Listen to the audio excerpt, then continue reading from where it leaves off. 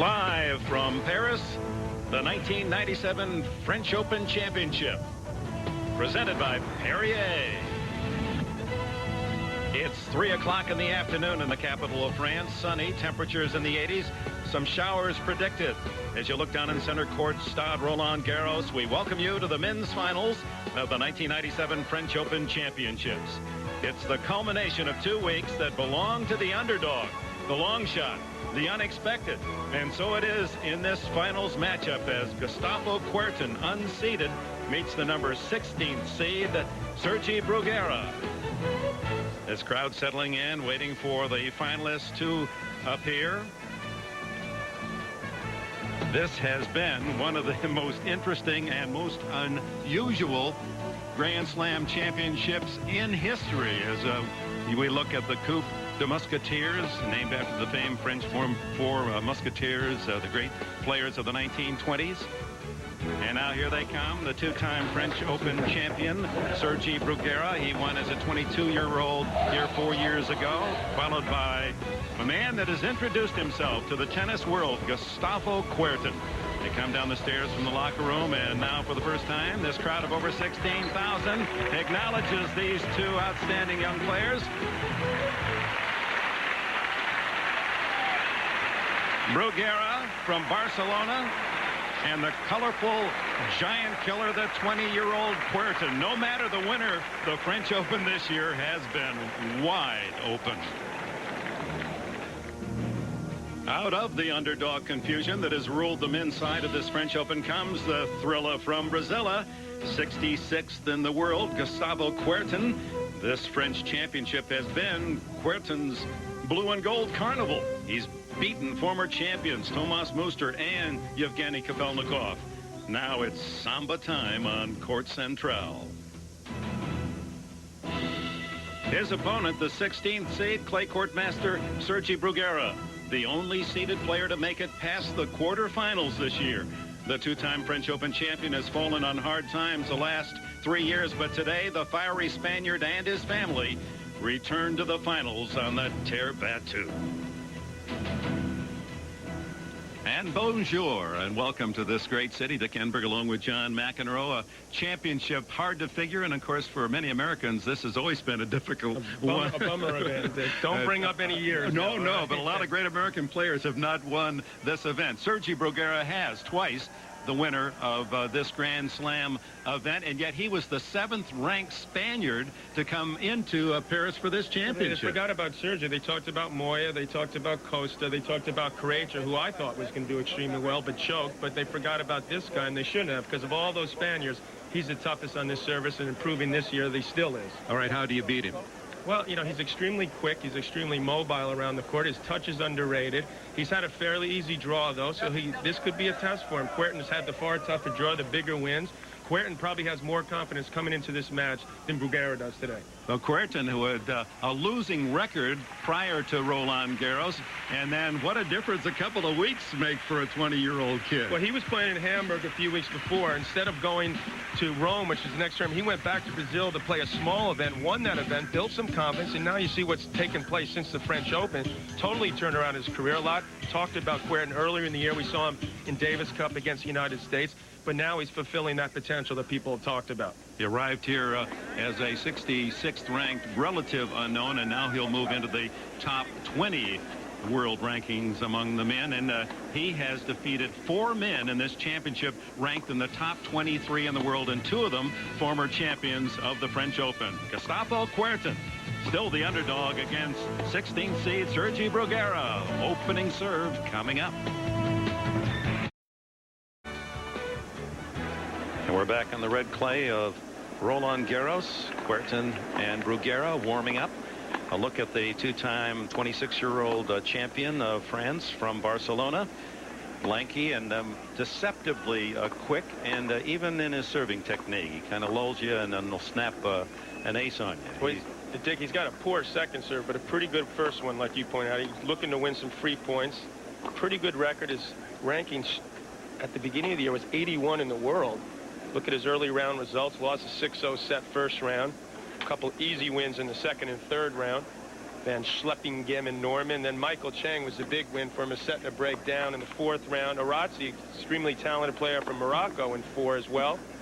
And once again drops the first set against Patrick Rafter, but rebounds to pull that out in 4. I mean, Bruguera has not played a 5-set match, whereas this other gentleman, Gustavo Kuerten, the younger of the two, at 20 years old, has already played 3.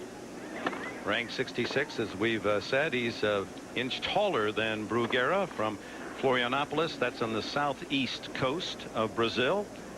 And he made $145,000, John, in his career. And he's a little bit more counting last year. And if he wins today, it's almost $700,000. That'll pay a few bills. And believe me, there's a lot more to come for this youngster from Brazil. His early results, Dozadel in the 1st round straight. That was his only easy match. Jonas Borkman ranked 23. Huge win over Mooster, down 3-love in the 5th set there. Came through in 6-4 in the 5th. Andre Medvedev struggled there, pulled that out in 5. Kafelnikov pulled that out in 5, 2 sets to 1 down. Great draw in the semis. Qualifier and journeyman Philippe de Wolf got tight, didn't play particularly well, but pulled that out in 4. And once again, the pressure will be off Kuerten today. And the outfit, you know, the blue shoes and yellow socks really pull it together. Some would regard it as crazy, but not Bud Collins. Dick Outlandish is in, and this is the French Revolution of tennis. You know, if Marie Antoinette were around, she wouldn't say let him eat cake. She'd say let him have custard pies right in the kisser, because the rabble have taken over and the royalty is gone. From Pete Sampras and Martina Hingis on down. Eva Maioli, who won yesterday, has a word for it. And of course, you'll recognize this word in your study of Serbo-Croatian. Iznena Dejenia. That means big surprise, and that's what this tournament has been from beginning to end. Iznena Dejenia, Dick. All right, Bud. Bud will be in the Players and Friends area, and will give us his timely reports as we're about ready to serve it up for the French Open Championship. Can Bruguera become only the 6th man in history to win this event 3 times? You know, he's got to be thinking, after having not won a tournament in almost 3 years, 94 French. He did win in Prague a little bit later that year, thinking, hey, is this one of my last chances to win here? So I know he's feeling the pressure. Sergi Bruguera looked very serious in the locker room. Kuerten looked a lot more relaxed and easygoing. Now, I don't know if that's going to mean anything once they get out there, start playing. The conditions are difficult right now for tennis. It's a lot of wind, which, of course, moves the ball around. It's actually the weather that they warmed up on a couple of years ago. It's different than now. It looks like it could rain, which would make the court slower. It's playing fast right now. So Bruguera opens this championship match.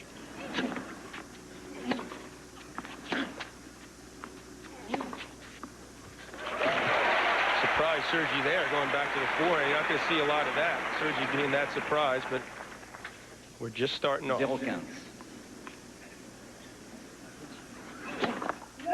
You need to play it a little bit safer in this wind, but ball's kicking up extremely high in these dry clay courts, so a little rain might not be the worst thing. Slow things down just a touch, and so that ball doesn't kick up so high. That's a tight-looking shot there. Been sunny and dry throughout the 2 weeks of this championship. Rain yesterday morning, but that did not impact any play. It was well before any competition.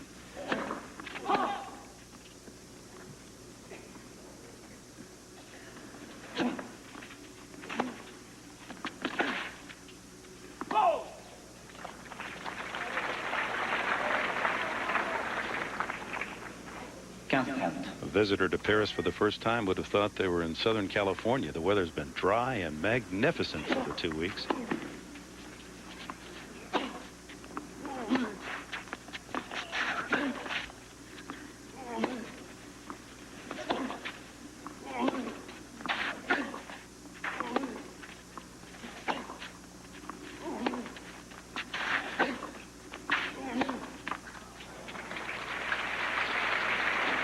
Coach and father of Sergi Bruguera, Luis.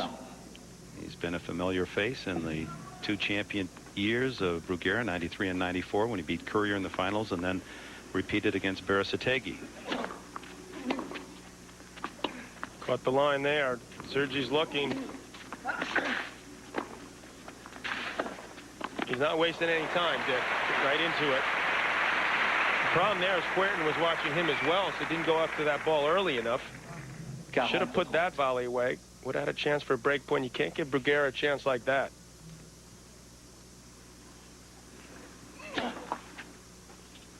Another thing about weather like this, the balls stay smaller. They're going to fly more. Both players have a tendency to miss hit a lot of shots, particularly Sergi Bruguera.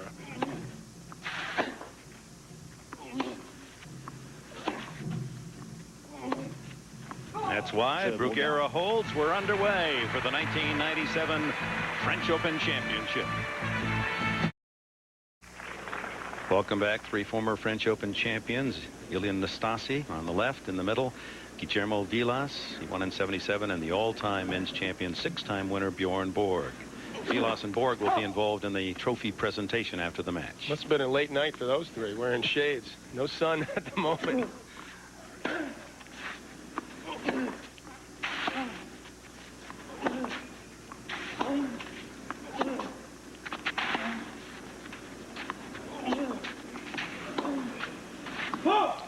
Well, he lost the point, but you could see what John McEnroe was pointing out, the mobility sideline to sideline of Bruguera. Good retriever. He's got nothing on his shot, though, this first game and that first point. Just very defensive so far. Basically looking to see what Kuerten's got. Two players have never played. And that's one thing that Kuerten does have, is that great backhand up the line. As soon as he squares that racket, drops that elbow. Beautiful looking shot. Both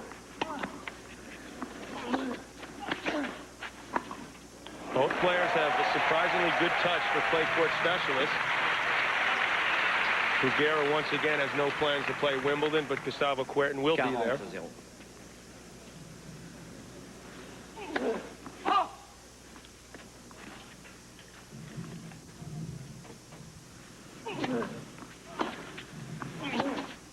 Impressive hold at love. 1-all. You see Sergi's Grand Slam record. Most of that coming here at the French Open, 31-6. Pretty mediocre besides the French Open, but here extremely difficult. 2-0 in finals. 95, after he'd won it twice, he lost to Michael Chang in the semis, who he beat here in the round of 16 this year.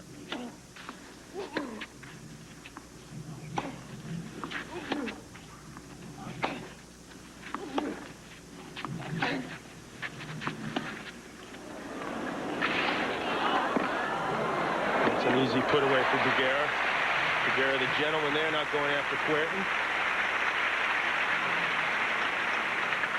The ball kicking up extremely high. Good thing for these two players. They're 6'2", 6'3". Bruguera with that good movement. Grew up on the red stuff. Knows how to slide on it.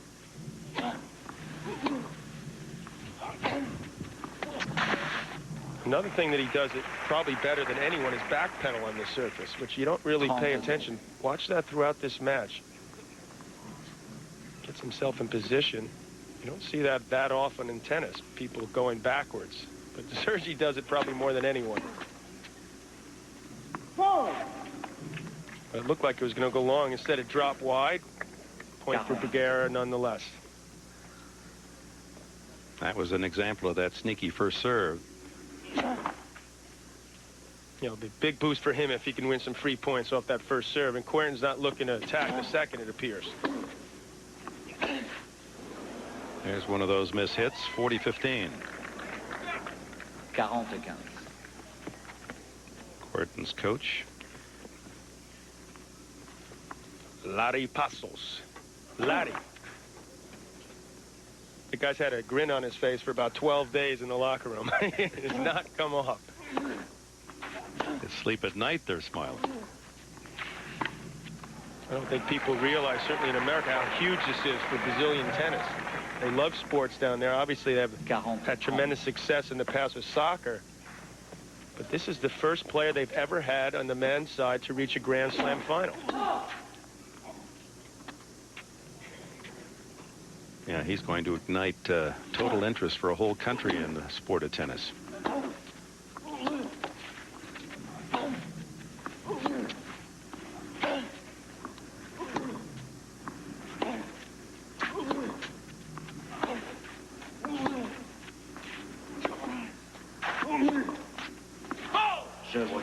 Bruguera holds. No breaks yet. 2-1. First set. Well, most of those predicting a champion 2 weeks ago thought a Spanish man would win. They had 6 of the 16 seeds. Croatia just won in Rome. Moya, Mantilla, Costa, and Berasategui. Bruguera, the 6th ranked Spaniard, is the one who made it to the finals. It was a sinking of the Spanish Armada. They had 18 players in the draw, but Bruguera has represented his country to the finals.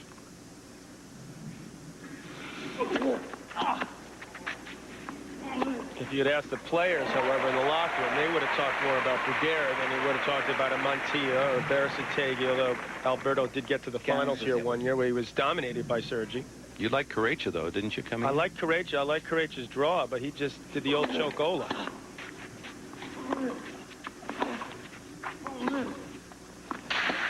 Remember, Croatia played that great match last year with Sampras at the U.S. Open, went 7-6 in the 5th set, had a match point in the quarters. That was on hard courts. Croatia had the best clay court results of anyone in the world coming into this event. But couldn't follow it up here and lost to the journeyman Philippe DeWolf. First ace of the match. Well, this is another advantage that Kuerten has. A little bit more pop on that first serve. A little taller of the two. 2 easy games on serve for Gustavo Kuerten. 8 straight service points for Gustavo. Bruguera unable to make a dent in his serve in 2 games, and it's 2-all.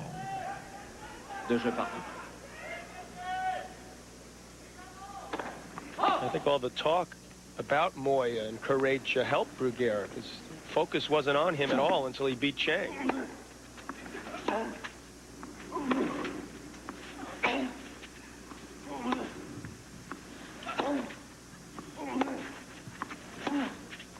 In case you're wondering what happened to Bruguera after those French wins and going without a title in 3 years, a hip injury, ankle injuries. He's really his decline into the 80s in the world ranking due to injuries, and now healthy, you see the kind of player he is. Caught the line again. Not that time. That's a makeable shot there. It started turning around from last year when he got to the finals of the Olympics on hard courts, losing to Agassi. Had a final in Milan earlier this year, also on indoor carpet, and then the finals of Key Biscayne on hard courts. And surprisingly, Sergi has not gotten past the quarters on any clay court event this year. He only saved himself for the right time. That's the experience. The other thing is he's not really as confident, nor is he the same player. He still claims to be in some pain when he's off the court with his ankle. Says it at least isn't painful on the court, but he still doesn't feel he's moving as well as a couple of years ago.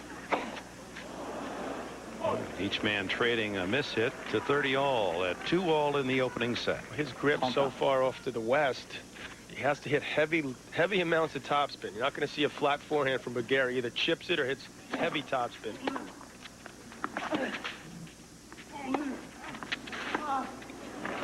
I think Kuerten's found something here, using that forehand going inside out to Bruguera, forcing him to hit the one-hander and then sneaking behind it. And Sergi's movement not as good as normal so far in this match. First break point.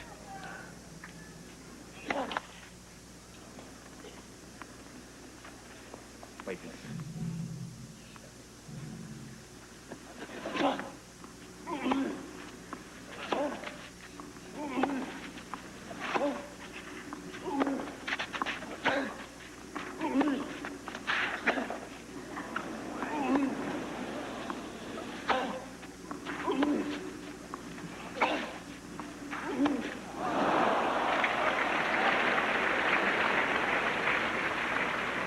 Well, the unpredictable bounce along with the wind creating some shots that are well offline.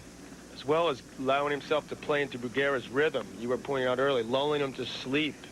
Lost his concentration, took his eye off the ball, and that was a good chance there to get an early break.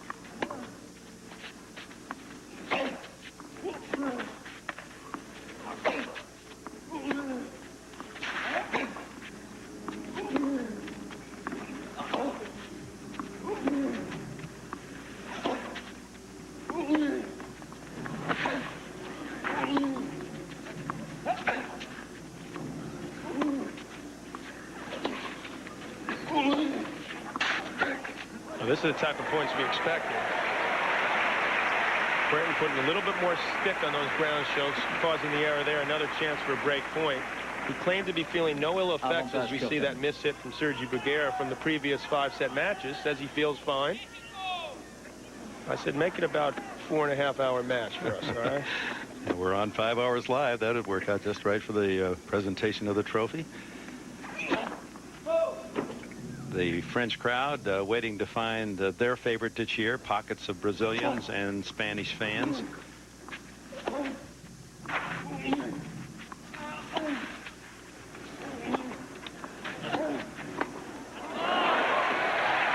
the Agassi forehand volley. The 20-year-old Kuerten takes the early lead. Welcome back. On the left, applauding grandson Gustavo is Olga Kuerten. She scouts players, gives him tips, and that's mother Alice on the right of your screen. Father passed away when Gustavo was 9. A day after umpiring a junior tennis match, fell ill and died of a heart attack the next day. And he has dedicated, of course, his results to his father.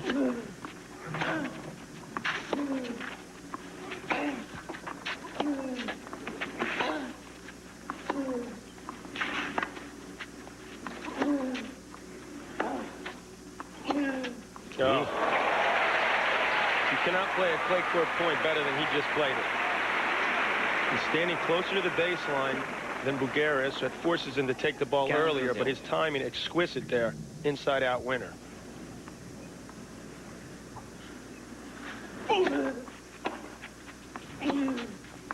You can just see his confidence growing.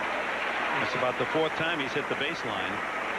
Once he got that serve out of the way, the second game when he held it love, butterfly started leaving his body and now swinging away, catching a lot of lines already.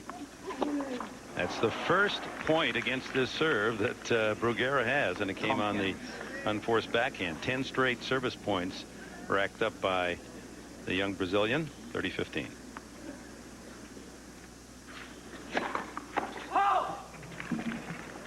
Late call, but a proper one. No, actually caught the line. They're giving him a first serve. Gustavo's asking him, do you think that out call affected his return? Because I don't. But Bruno Rebeu, the umpire, is going to give Gustavo a first serve, but not the point. Bruno often in the chair for the big events. Well, that nice second serve out wide set that point up. Bruguera once again standing way back, almost out of sight. He is out of the camera there on that shot. And once again, Kuerten with that inside-out forehand. I've said it a million times, but going behind your opponent on this surface is a wise play. It's tough to move on this slippery clay court surface.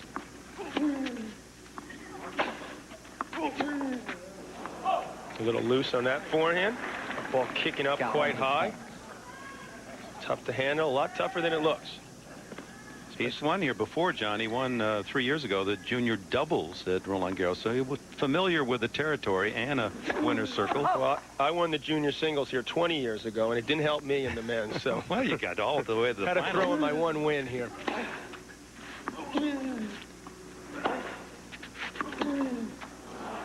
Now it's a deuce from 40-15. 2 bad points there from Kuerten, looking to consolidate that break. There was 3 people watching my match. We played during the men's final.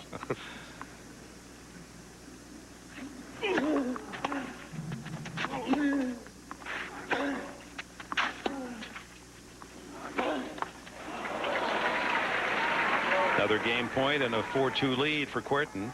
Well, see there, Sergio hesitated, and that cost him. He wasn't sure whether he really wanted to come in, so instead he tried to go for a bigger angle than he should have and missed the forehand. He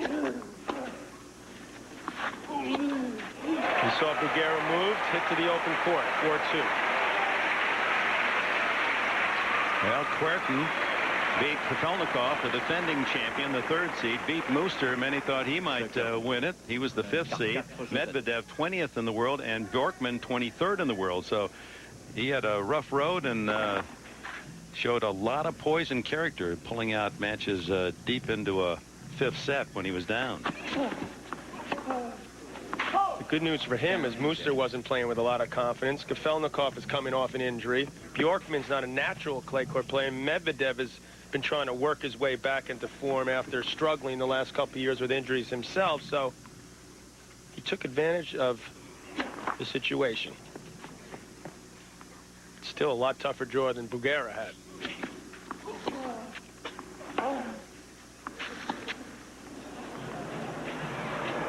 Bruguera says, I don't want to run all the way up there, particularly if I'm going to miss it. You don't make that effort and then dump the ball in the net. He sort of gave that away a little bit earlier than he would have liked. It was still good enough because Bruguera was so far back and was a little bit lazy moving to that forehand.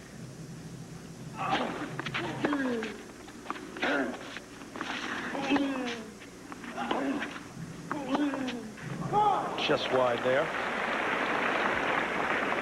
Crowd may have thought that was in, or at least the Brazilian contingent. No question that was wide. Saw Bjorn Borg earlier. How about his record here? 6 wins out of 8 times he played. The only player ever beat him was Adriano Panatta, the Italian, twice. And then goes to Wimbledon in that same time span and wins 5 in a row 3 weeks later on the grass. Extraordinary what he pulled off. Particularly given the fact that he's not really a serve volley player and he wasn't really that good at net. Shows you what an athlete Borg was. There he is, wearing the shades. Graying slowly. At least he's got a lot of hair still. Give him points for that. 30 all at 2-4. Total miss it off the return. Bruguera held that forehand in the last instance. Saw Kuerten lean to his backhand side, pulled it to the forehand for a winner. Boy, look at the torque on his right shoulder with that exaggerated grip. Let's get that scientist back from last week. See what that does to your shoulder.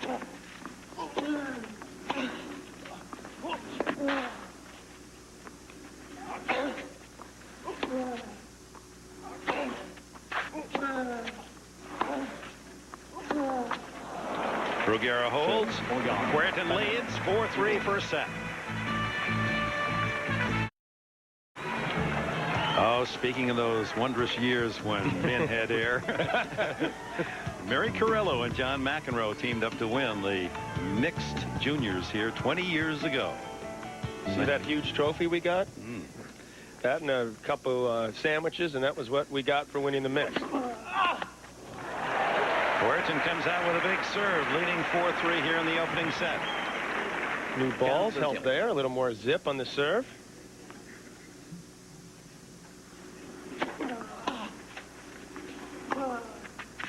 Catches the line again. That was an interesting way to hit a volley, but it worked. He let it go behind him and sort of a little Olay. Let's take a look at an unorthodox volley here. The wind took that, but he adjusted well. Hit a nice shot. Bruguera unable to come up with a reply. With their love for bullfighting, you'd expect that more from the man on the other side of the net.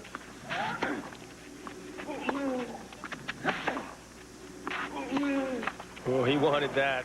Set up for it. Had Bruguera beat. Caught the top of the take. Kuerten serving a heck of a lot better than Bruguera so far. 10 more winners. Even in unforced, but -4 for Bruguera. That's his favorite serve from the ad court going wide. It's won him a lot of points in this championship. Well, Bruguera started to slide too early there. A rare miscalculation from the Spaniard. It was that short return allowed Kuerten to hit that beautiful backhand up the line. We've seen that for 2 weeks here. You see so many slice backhands that give the opponent more time. Kuerten rips it. There's another. Kuerten leads 5-3, a point from the game from the opening set. As they join a select group here, Wilander, the only player who went on to beat Guillermo Vilas, who we saw as well earlier. It's in the open era since the late 60s.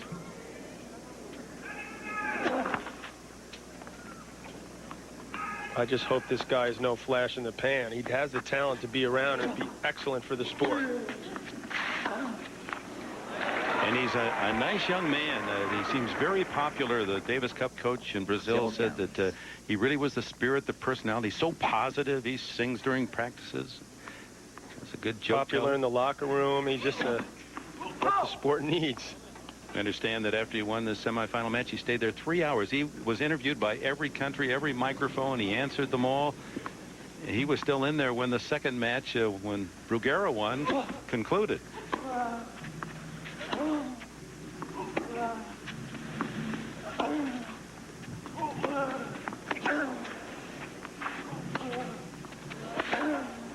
He was so relieved to get by that match against DeWalt. The first match where he felt pressure, the favorite.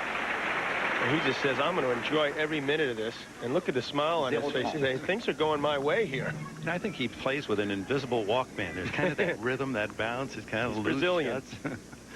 2 points from the set. No.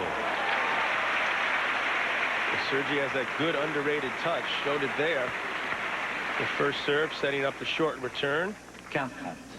So Kuerten well behind the baseline. Good drop shot. And another. No. Don't push it, Sergi. Kuerten's too quick. Not as good a drop shot. This time Kuerten slides beautifully himself. Bruguera once again starts his slide a little early. Double set point. Ooh, almost a complete whiff by Kuerten. When you start hearing John McEnroe critique these clay court players about sliding, now you're really hearing something. Well, you grew up on clay, didn't you? I played some on clay. Playing in New York, you could play on both surfaces.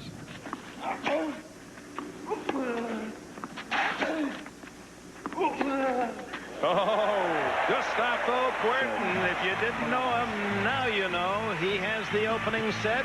Looking for a unusual